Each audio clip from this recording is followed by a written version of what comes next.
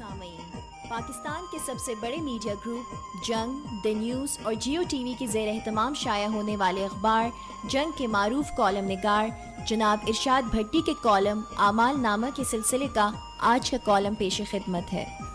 کیا جواب دو گے؟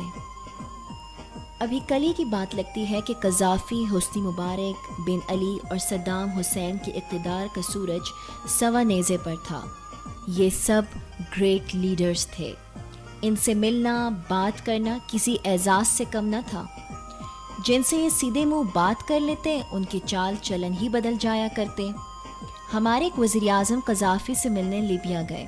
2.5 دن انتظار کے بعد 10 منٹ کی ملاقات ہو پائی اور پھر 10 منٹ کی اس ملاقات کے 10 دن تک چرچے ہوتے رہے۔ ہلری کلنٹن وزیر خارجہ بنی تو اس نے قذافی سے ملنا چاہا۔ کرنل صاحب ان دنوں صحرا میں خیمہ لگائے فطرت کی خوبصورتیوں میں کھوئے ہوئے تھے۔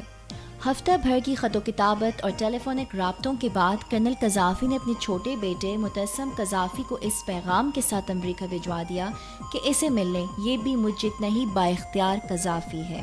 اسی بااختیار متسم قذافی کو جب ہم وطنوں نے تشدد کے بعد گولی مار کر ہلاک کیا تو اس وقت ایک بنیان اور شلوار کے علاوہ اس کے جسم پر کچھ نہ تھا، مگر کیا وقت تھا، کیا شان تھی۔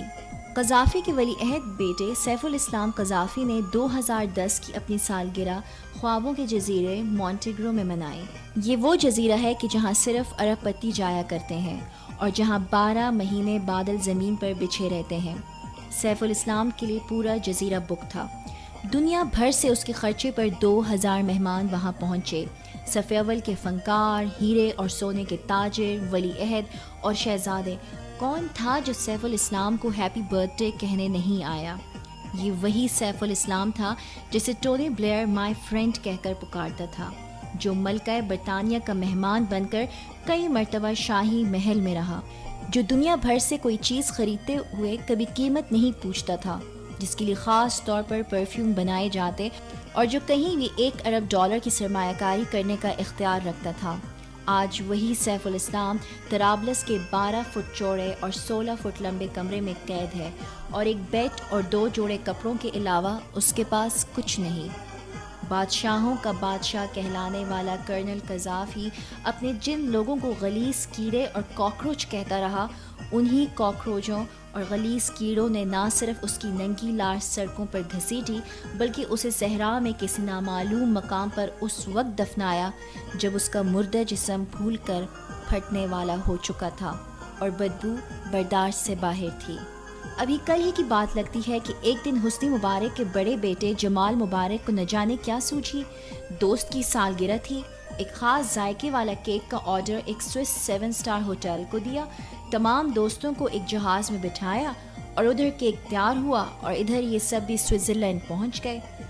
سبزے سے ڈھکے پہاڑ، پہاڑوں میں درختوں اور آبشاروں سے بھری وادی، وادی میں موجود 7 اسٹار ہوٹل اور 7 اسٹار ہوٹل کا مالک عملے سمیت اپنے ان مہمانوں کے استقبال کے لیے خود موجود۔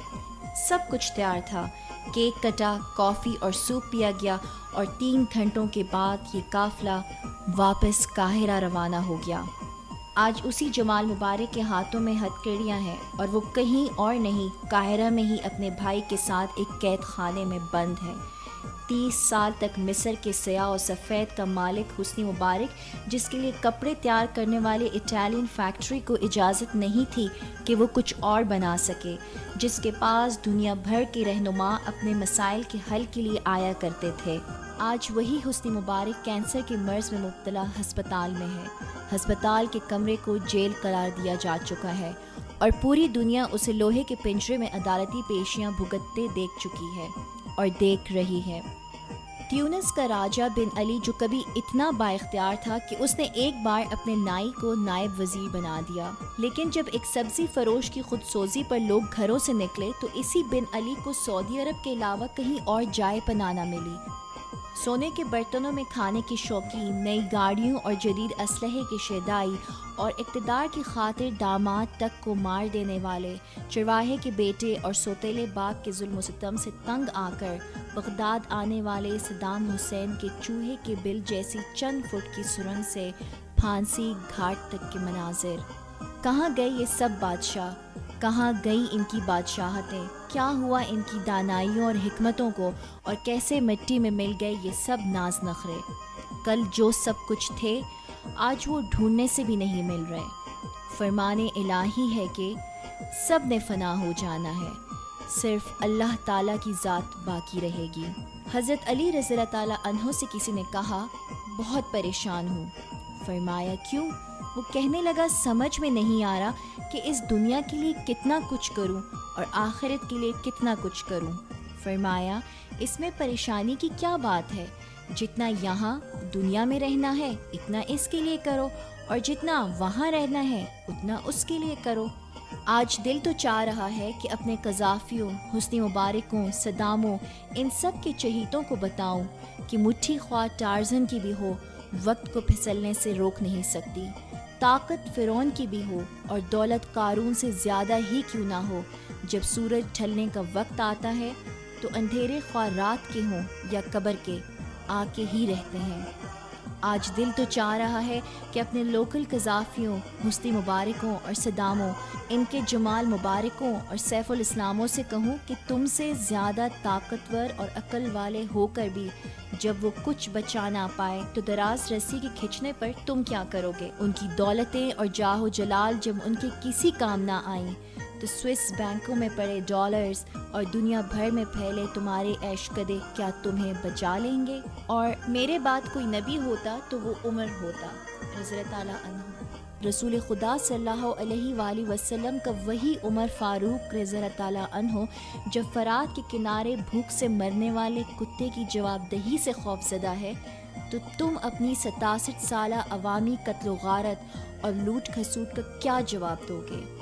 کاش ایوب، ضیاء، بھٹو یا بے نظیر کوئی ایک ہی چند لمحوں کے لیے آ کر ان کو بتا جائے کہ آگے کیا ہوا، ہوتا ہے یا ہو سکتا ہے۔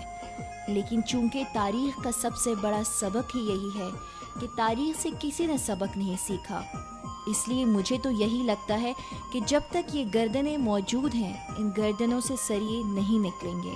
آخر میں جاتے محرم اور آتے دسمبر کے ان لمحوں میں کربلا سے سکوت ڈھاکہ کی طرف بڑھتے ہوئے عدیم ہاشمی مرحوم کا یہ شعر آپ کی نظر۔ ہم 1,00,000 تھے، ہم نے تو سر جھکا دیے، حسین تیرے 72 سروں پر لاکھ سلام۔